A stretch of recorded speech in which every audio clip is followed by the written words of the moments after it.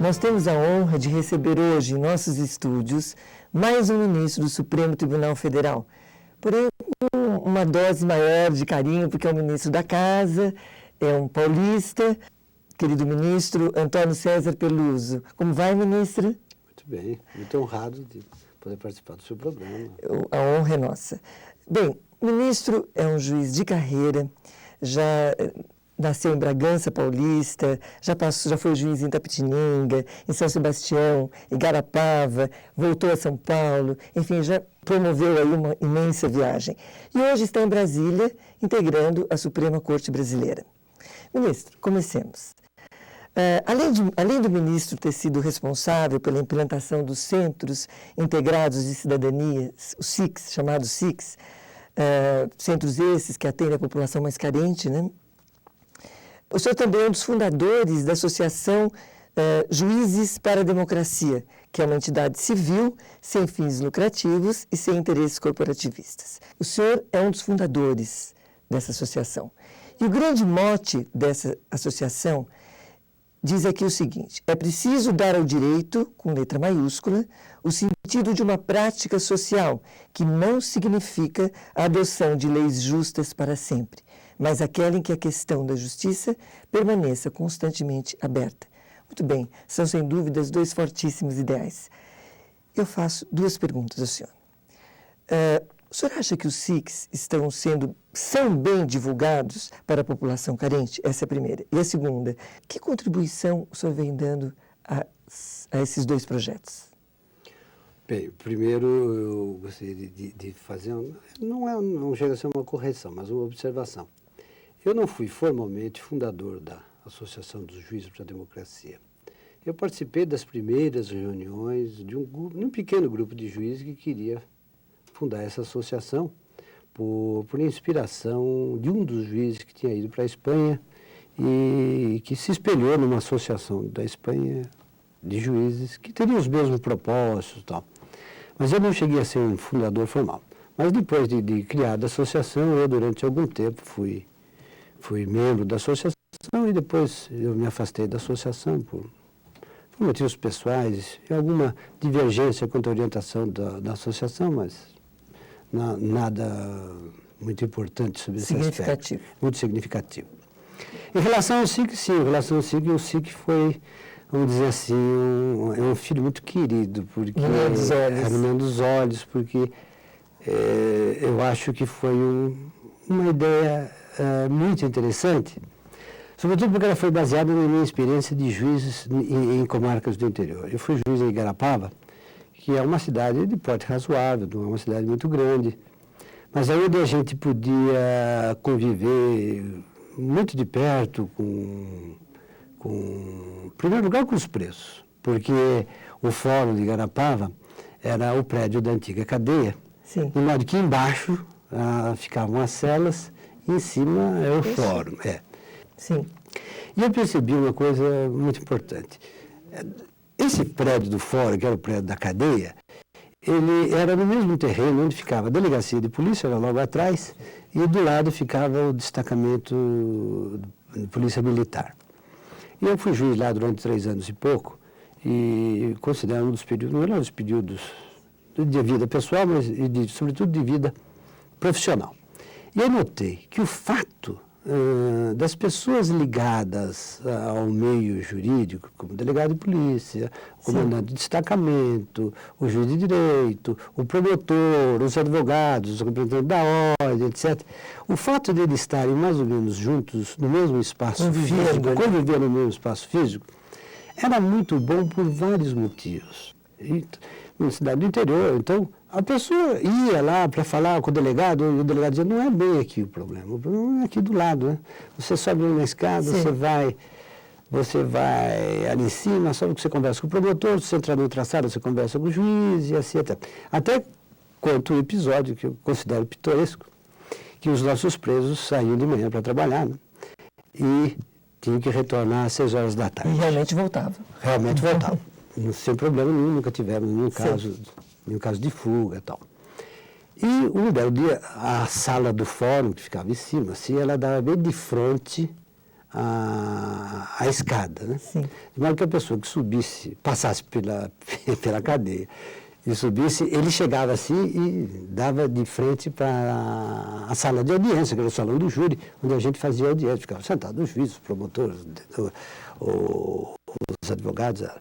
E um belo dia, eram 6h30, mais ou menos, subiu lá, me apareceu o carcereiro na porta. Quando o carcereiro apareceu na porta, parei a audiência, falei, deve ter acontecido alguma coisa grave, porque o carcereiro, parei.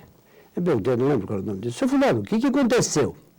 Falei, meritíssimo, o preso fulano de tal até agora, 6h30, não voltou para dormir. Aí o promotor que estava do meu lado falou assim, então avisa para ele que hoje ele vai dormir na rua. E reunimos as pessoas da comunidade, desde criança, mãe de família, pai de família, lá, e começamos a ouvir essas pessoas. Elas não tinham a mínima noção do que era a autoridade. O símbolo da autoridade para elas era o policial militar que de vez em quando aparecia lá para atender alguma ocorrência. Então eles não tinham nenhuma ideia do que era um promotor, do que era um juiz, nem sequer do delegado de polícia. Então, por isso não usufruíam. Não usufruíam, e muito menos saber, por exemplo, que tinham direito de assistência judiciária do Estado, podiam recorrer a advogado em certas circunstâncias. Então eu pensei que se nós pudéssemos reunir no mesmo espaço físico todas essas atividades, era mais simples. Porque o cidadão, sobretudo o cidadão que conhece pouco os seus direitos, ele vai reclamar, o primeiro que ele vai reclamar é com o delegado ou com o policial. E aí diz, não é aqui, meu filho, é aqui do lado. Só que depois que eu fui nomeado para o Supremo Tribunal Federal, eu não consegui mais acompanhar de perto o desenvolvimento desse projeto. De modo que eu lamento muito não ter poder concorrido nada depois disso, mas eu gostaria muito que esse projeto fosse levado avante, porque eu acredito muito nele, eu acho que é uma solução interessante para o judiciário. Bom, ministro, vamos afunilar um pouco os temas. Falemos a respeito do Conselho Nacional de Justiça. Em duas ocasiões, o senhor teria se manifestado absolutamente contrário a qualquer forma de controle do Judiciário. Na sabatina do Senado e na sessão administrativa da Corte. Confere, no entanto, que na plenária do Supremo Tribunal Federal, um ano depois, e se bem me recordo, o senhor era o relator, numa sessão que se estendeu por quase 5 horas, o senhor votou a favor da constitucionalidade da criação do Conselho Nacional de Justiça e, portanto, a favor do controle do Judiciário. Foram suas palavras. O Judiciário não pode ser independente no sentido de ser irresponsável, de não prestar contas à sociedade. É preciso deixar os valores corporativos. O corporativismo desprestigia o poder. Pois é, choveram críticas, inclusive, dos seus pares. Ministro, nós gostaríamos de saber por que o senhor pensava de um jeito e votou de outro. Enfim, por que o senhor mudou de opinião? Na verdade, eu não cheguei a mudar de opinião. Eu expus essa opinião, inclusive, na sabatina do Senado e foi muito claro. Por quê? Porque o contexto era de que se pretendia criar um órgão com um feitio, com uma composição que podia representar uma interferência direta de outros poderes no exercício das funções do Poder Judiciário.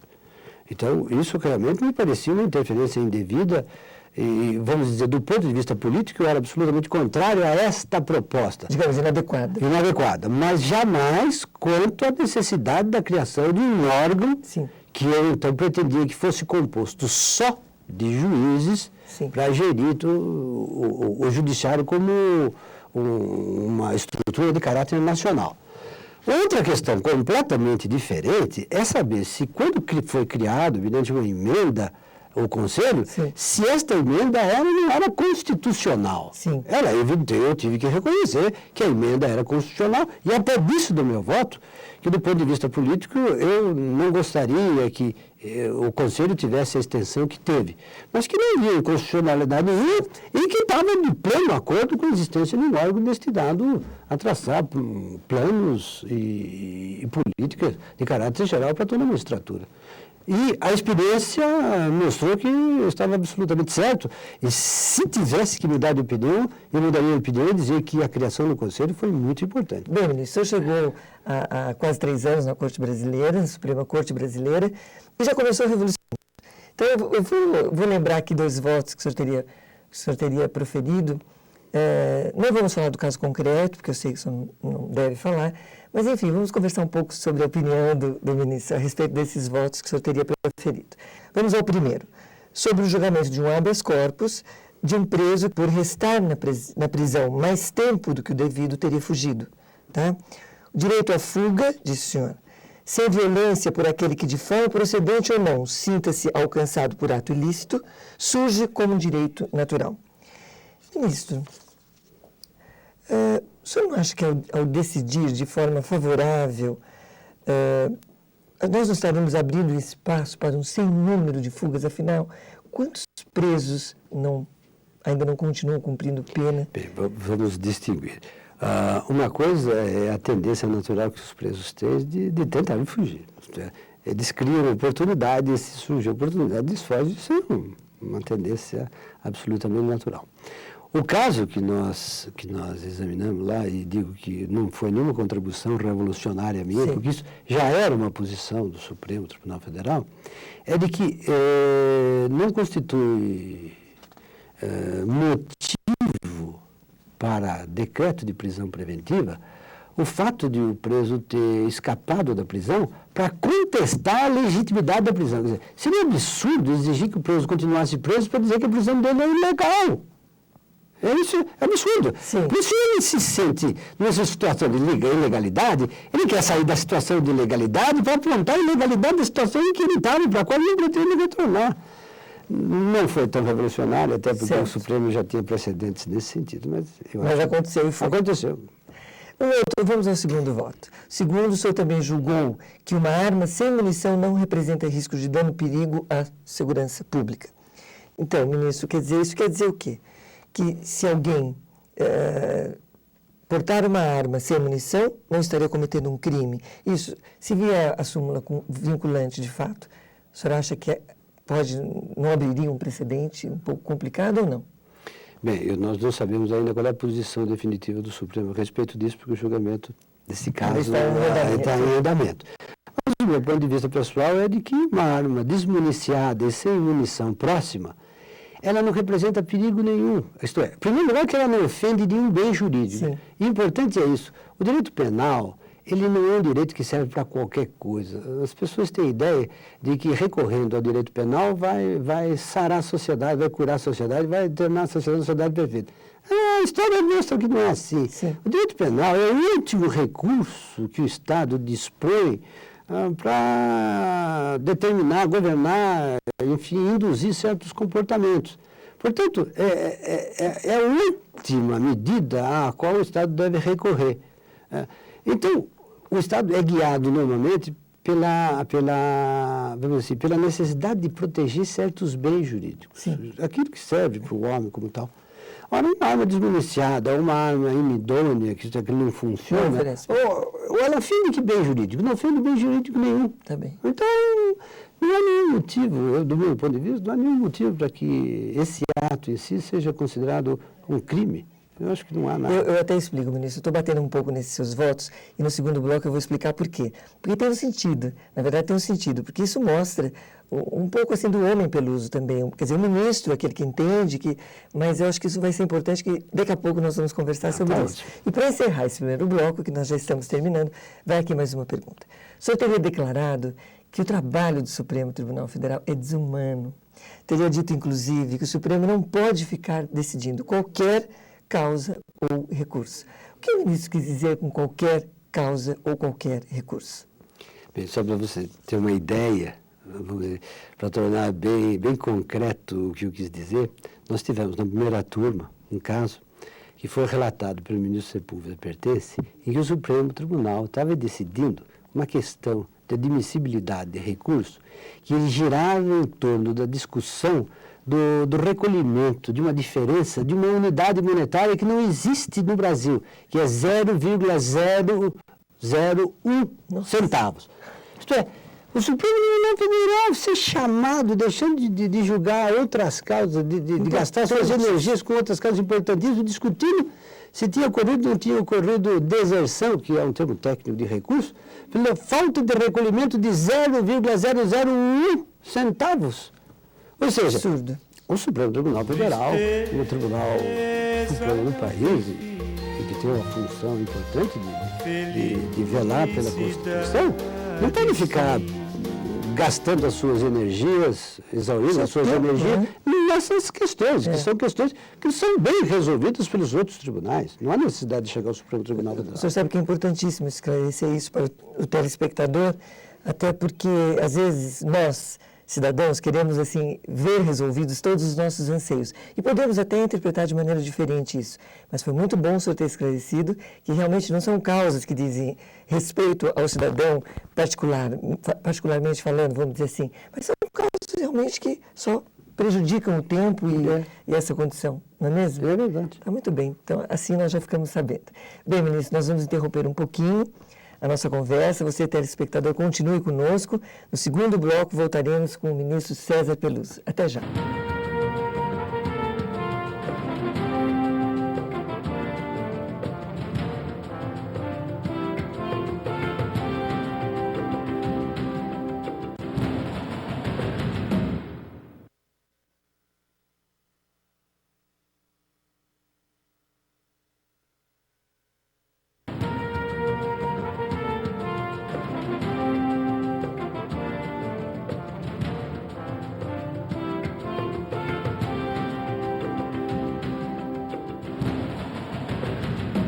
Bem, de volta agora no nosso segundo bloco, uma conversa excelente aqui com o ministro paulista do Supremo Tribunal Federal, César Peluso. Bem, o segundo bloco, ministro, nós vamos agora conversar descontraídamente, mais do que no primeiro. Podemos, assim, avançar um pouquinho na sua intimidade? Claro. Então tá bom. O senhor tem netos, não tem, ministro? Tenho. Tem netos? Tem. Melhor coisa da vida. Melhor coisa da vida, pois é. O senhor alguma vez já tirou o sorvete assim da boca de um dos netos na hora que ele estava assim maravilhado com o sabor daquele sorvete? Alguma vez fez isso? O contrário, eu já dei sorvete várias vezes quando os pais não queriam dar. Tá certo. Tirar nunca. Não sabe por que eu estou perguntando? Porque certamente o senhor não fez isso com nenhum dos seus netos, mas fez há dias atrás, quando concedeu liminar, suspendendo o depoimento de um certo caseiro na CPI dos bingos. Não estou errada. Bem, não vou entrar no mérito da questão, porque eu sei que o senhor não pode falar sobre isso. Mas me chamou a atenção uma declaração sua, quando o senhor diz assim: no dia em que os juízes tiverem medo, nenhum cidadão poderá dormir tranquilo. Ministro, explique isso para nós. Bem, essa frase não é minha, essa frase é de um famoso, já falecido, de um famoso jurista uruguaio, de descendência francesa, o Eduardo Couture. Ele estava querendo significar uma coisa que eu acho que é mais ou menos óbvio, que o judiciário e o juiz, que como tal representa o judiciário, é a última esperança do cidadão quando tudo mais falha. Até ouvi referência àquele romance Fogueira das Vaidades, Sim. onde é exatamente isso, tudo na vida do cidadão falhou. O último recurso dele era recorrer ao judiciário, tudo mais na vida dele tinha escapado pelos dedos, tal. Os nossos direitos estão nos juízes. No dia que os juízes tiverem medo de nos dar medida de respeito aos nossos direitos, não tem mais nada o que fazer na vida. Porque não podemos nem viver tranquilo, porque não sabemos o que nos pode acontecer, porque não há ninguém que nos valha. Portanto, o mínimo que o juiz deve ter é independência e coragem para tomar as medidas que a consciência dele e a interpretação da lei, da Constituição, lhe impõe como um dever jurídico. Então, eu acho isso... Aliás, eu vi uma referência... Ainda que a casa caia, né, ministro? Ainda que a casa caia. Eu vi uma referência de uma outra pessoa que o mau ladrão foi salvo, mas que... Isso do Rui Barbosa. Mas não há salvação para o juiz medroso, para o juiz sem coragem. Isso não há mesmo. Não há salvação. Bem, chega de temas pesados, ministro. Eu já estou sabendo que o senhor sempre quis ser juiz, mas integrar a Suprema Corte Brasileira nunca sonhou. Nunca sonhou, pelo menos que eu fiquei sabendo, que o senhor nunca teria sonhado com isso. E, no entanto, integra hoje. Mas, coincidentemente e curiosamente, o senhor já andou um largo tempo, quase foi indicado no governo do Fernando Collor de Mello. O mesmo ocorreu no governo do Fernando Henrique Cardoso.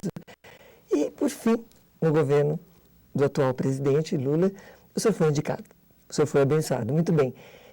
Nós gostaríamos de saber qual foi a sua sensação quando realmente o senhor chegou ao Supremo. Quer dizer, nossa, já estava cansado de esperar, ou então já tinha perdido a esperança. Não, nossa, até se surpreendeu com a indicação, ou de repente falou, não, já estava na hora, já estava bem na hora de eu ser indicado mesmo. Qual foi a sua sensação?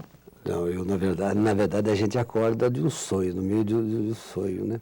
Eu levei um choque exatamente no dia que fui apresentado ao presidente da República, ele me convocou, eu não conhecia o presidente da República, me convocou junto com os dois outros ministros, o ministro Carlos Brito e o ministro Joaquim Barbosa, nos convidou os três para ir ao Palácio do Planalto, dizendo que nós íamos ser nomeados.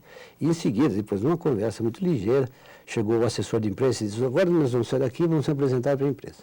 Quando nós entramos com o presidente da República, e nós três, e demos assim de cara com todos os fotógrafos, aquele flash, imagina. Aquilo levei um susto, aquilo foi um trauma na minha vida. Naquele momento, eu percebi que tinha acontecido uma coisa... O tamanho da encrenca, né? O tamanho da encrenca. Tinha acontecido uma coisa muito importante na minha vida. E para a qual eu temia que não tivesse forças para carregar. Mas, enfim... Mas vem demonstrando que tem. Muita força. Ministro, agora uma curiosidade, essa é minha. Eu andei pesquisando muito a seu respeito, mas não consegui... Eu sei que a sua origem... o seu nome é italiano, a origem do seu nome é italiana. Mas eu não descobri de que região.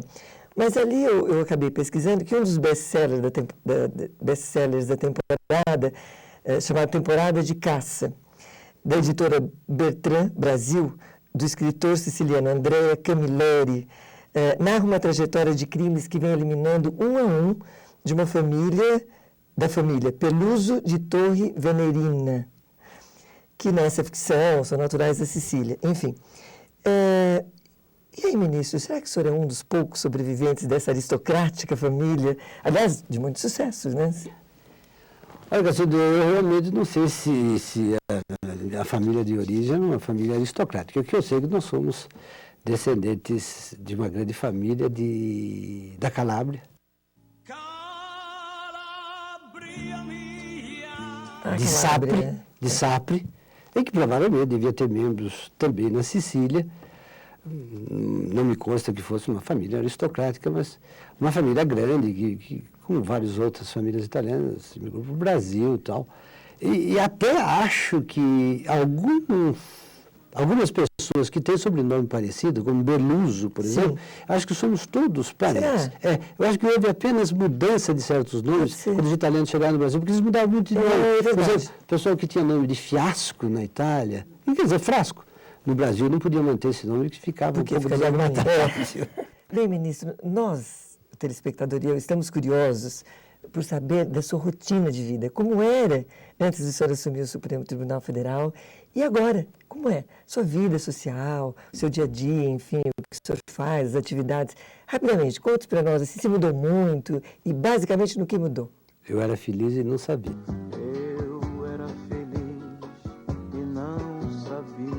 Gostei da resposta, ministro. Realmente, a vida do Supremo Tribunal é uma vida... Eu já achava que a vida de juiz de São Paulo era extremamente exigente, né? Eu trabalhava sábado, domingo, feriados. Direto. Tirei férias para trabalhar. Ninguém acredita que o juiz trabalha nas férias. Férias para trabalhar em São Sebastião. Sim, sem dúvida. E o Supremo Tribunal Federal é muito mais exigente, não apenas pelo volume, mas sobretudo pela importância e relevância do serviço. É verdade. E mais, agora que a gente acumula funções no Tribunal Superior Eleitoral, minha vida social está um pouco prejudicada. A gente faz o possível de vez em quando, nos fins de semana, um ou outro horário, a gente revê amigos, parentes, complicado, filhos, né? É realmente uma vida exigente. O senhor se sente ofendido quando alguém diz, e já disseram, todo juiz tem postura de poderio, ou então, todo juiz tem mania de perfeição. O senhor se sente ofendido? O que o senhor responderia se alguém lhe dissesse isso? Eu me sinto... É uma afirmação que não me diz nada. Não me incomoda, também não me desgosta. É diferente mesmo. É diferente. Dê uma nota para a sua vaidade. Eu dou para mim, eu dou para a vaidade de todo mundo. É 10. Quem não tem vaidade não consegue sobreviver. Quem não tem vaidade não consegue sobreviver. O problema é a gente saber usar essa vaidade. Canalizá-la bem, né? Usar bem. Uma ofensa que o senhor teve de engolir? Às vezes de político a gente... Engole um pouquinho. Engole. Uma outra que o senhor rebateu, vai? Eu raramente rebato ofensas. Eu acho que a pessoa que ofende não merece muita consideração. Nas audiências que o senhor presidia, ministro, o réu permanecia algemado? Nunca, nunca. Sempre tive e continuo tendo o maior respeito pelo réu. O réu é um ser humano como os outros. Eu acho que a grande preocupação dos juízes é vivenciar este estado importante. Os réus, qualquer réu, é uma pessoa humana e tem que ser tratada como tal, com a mesma dignidade. Até pelo fato de ser réu, nem se sabe se ele, naquele momento, é culpado, não é culpado, alguma coisa. E mais, eu acho que o juiz não deve julgar as pessoas, o juiz tem que julgar os fatos. Bem, ministro, o senhor tem 2 filhos magistrados também, Glaís e Vinícius. Eu sei que nos almoços de família sempre surge uma conversa informal. O senhor já chegou a dizer eles também, exatamente o que o senhor está dizendo agora? Réus algemados, jamais. Já disse isso? Graças a Deus não precisei dizer nunca para eles, porque eles sempre perceberam que a minha postura foi essa, e eu tenho essa satisfação de dizer que eles têm esse respeito, e eu fico muito orgulhoso feliz por isso, da né? postura deles diante disso. Que bom, feliz. Que bom. O senhor já julgou, já julgou vendo a cara do réu e já julgou sem ver a cara do réu. Existe muita diferença, ministro? Na hora de proferir o... Ou assim, não, mas acompanhando, assim, quando a gente vê várias vezes o réu, a gente forma alguma imagem do réu e às vezes até a gente tem a impressão de que ele não seria realmente capaz de ter feito aquilo, quando há dúvida só. E realmente julgar sem ver o réu é uma coisa mais dificultosa, a gente se sente um pouco mais inseguro. Certo. Ministro, agora eu vou retomar aquilo que eu disse no primeiro bloco, por isso que eu estava assim, me aprofundando nos seus votos, porque eu pesquisando vi que o senhor tem uma formação seminarista, o senhor teve uma formação seminarista. Aliás, me chama a atenção, o senhor é uma pessoa bastante condescendente, o senhor é uma pessoa bastante humana nos seus votos, né? O senhor considera bastante isso. O senhor acha que essa formação que o senhor teve contribui para isso? Eu recebo elogio, agradeço o elogio, mas eu vou lhe ser absolutamente sincera, eu não sei avaliar até que ponto tudo aquilo que a gente recebe de contribuição de outras pessoas na vida da gente concorre para a gente ser tal como a gente é. Com certeza, a minha vivência de seminário foi muito importante, eu considero que foi muito importante. Agora, eu não saberia avaliar para você até que ponto ela concorre, até que ponto, mas acho que concorreu, porque eu não me recordo de nada da vida do seminário que pudesse contrariar esse tipo de visão. Ministro, apesar de o senhor ser uma pessoa afável, o senhor é um juiz de carreira e sempre levou a fama de escrever de uma forma muito erudita. Eu pergunto, o senhor também sente de maneira erudita, ministro? A sua mulher não reclama disso, não? Não, esse foi um defeito que eu acho que a idade ajudou a consertar. Eu realmente no começo escrevia muito difícil e... coisas da juventude. Hoje realmente a gente tem que ser mais objetivo e mais claro. Mas o senhor não é prolixo também, não é prolixo. Não, embora seja com descendente italiano, eu costumo falar muito. Ministro, eu pesquisei e não consegui descobrir assim, grandes coisas a seu respeito, assim, no que diz a particularidade, no que diz respeito à particularidade. O senhor é muito recatado, ministro. Mas, enfim, eu quero saber, o senhor já jogou futebol, vôlei, basquete, ping-pong? O que é que o senhor jogou? Joguei muito futebol e fui um grande jogador de futebol. Infelizmente, fui um centroavante frustrado. Por que frustrado? Porque, eventualmente, eu poderia estar aí, quem sabe, na seleção brasileira de futebol. Quem não sonhou ser um jogador de futebol? Eu gostava muito de jogar futebol e hoje eu pratico esporte, sim, pratico tênis. Já não é mais possível jogar futebol. Mas joga sempre? Jogo sempre. E gosta de jogar em Brasília, ministro? Jogo no Brasília. Que bom, porque tem que mexer um pouco o corpo. Precisa cuidar do corpo. Não é verdade? É verdade. Ministro, pois é, olha, infelizmente o tempo está esgotado, o Mecene já está me chamando a atenção ali, que o tempo já esgotou. De qualquer maneira, eu queria agradecer a sua presença aqui, dizer que foi uma honra tê-lo aqui conosco, nessa conversa ótima, e que seguramente mais para frente o senhor certamente voltará a nos dar esse prazer.